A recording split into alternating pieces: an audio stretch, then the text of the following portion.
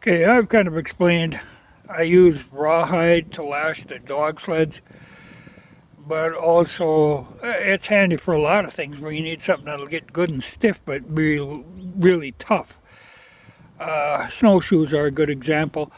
You put it on there wet, it dries, it pulls everything together tight, and then once it's dried, you varnish it with spar varnish. And that's, with wooden snowshoes, you have to redo that once in a while. Same with the dog sled, I have to redo it once in a while, especially the varnish, because if the varnish goes bad, then the rawhide will stretch and loosen up. And also, if the varnish goes bad, you will have mice will chew the rawhide. Or dogs. I've had dogs chew rawhide lashings off of sleds just out of boredom. But I'll show you how I make the rawhide. What I use are these dog chews. And that stuff is incredibly tough and not very expensive. Now they make all kinds of different sizes. These are the 10-inch it says. You can buy the bigger ones, but the only problem, some of them could be really thick rawhide, and if you need a big piece, it works. But you got a heck of a time to get them knots untied because they usually got a knot tied in each end. This is a little easier to work with, this size. But then what you do, and the thing about these, it is just rawhide. You look at ingredients, rawhide. That's all it is. But you have to soak them to get them to loosen up, to get them so you can unroll it. And then they will just unroll. But you'll find a lot of these have got crap in the inside. Just little scraps of hide that they had no other use for. So you'll get one good piece from the outside and then a bunch of this stuff that just goes with the dogs. It isn't often you can find a good piece on the inside. Some of it works for certain things, but like I think this piece here might be worth saving. But most of the time I just dry them again and give them to the dogs. And they're plenty satisfied with them. But I think I'll save, because the one thing it does work good for, like say on an axe handle where I use that friction tape, you can also soak this, wrap it around, put a knot in it, and that does a good job once it gets hard. But you can get fairly good sheets of that. But I'm going to let this soak a little bit more. Oh, and that's one thing, when you're soaking it, use cool water. Don't use hot or warm water. You don't want to cook this stuff because it is possible to cook it and then it'll weaken it. You just want to soak it. So I'll leave these pieces soak a little more.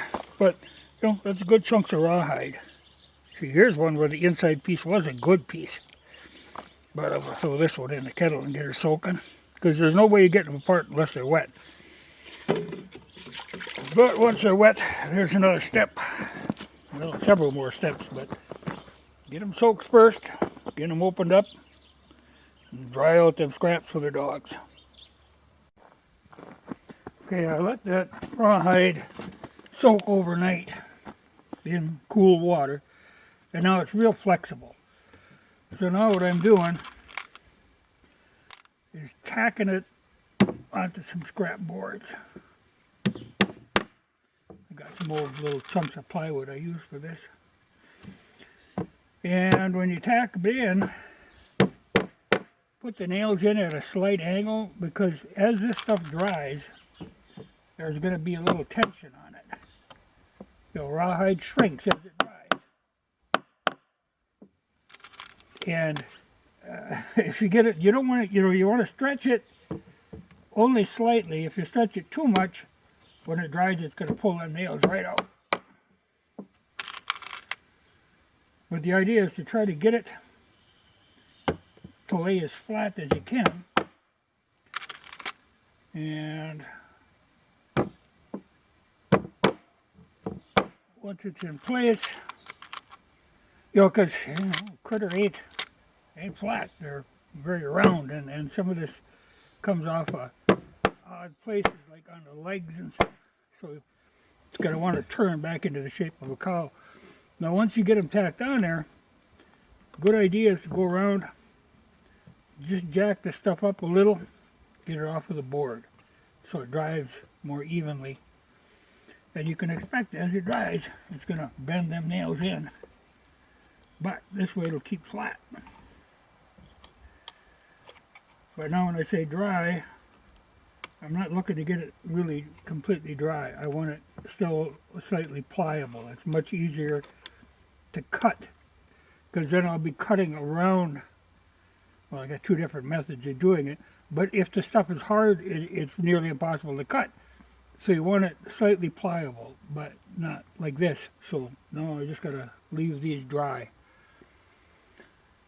It's damp today, so probably by this evening I'll be able to start cutting. Maybe, we'll see. But like I say, you don't want it too flexible or it doesn't really cut very well. But if it gets hard, it's impossible to cut. So now we'll leave it dry.